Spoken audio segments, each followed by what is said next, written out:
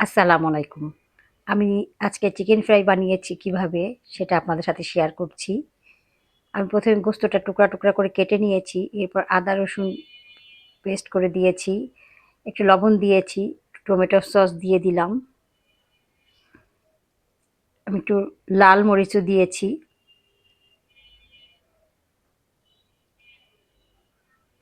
Oyster sauce দিচ্ছি আর একটু soya sauce দিচ্ছি।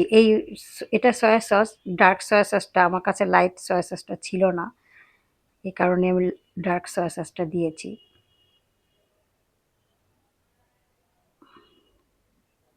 কর্নফ্লাওয়ার দিয়ে দিলাম ২ চামচ, ময়দা দিলাম ২ চামচ।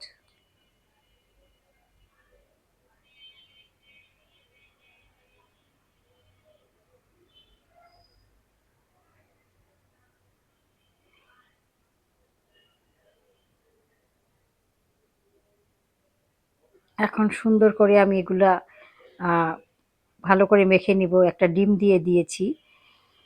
খুব সুন্দর করে মেখে মেরিনেট করে রেখে দিব ঘন্টা খানেকের মতো। তারপরে ভেজে নিব।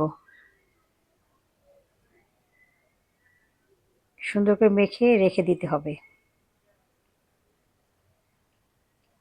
এই তো হয়ে গেল মেরিনেট করা। আল্লাহ হাফেজ।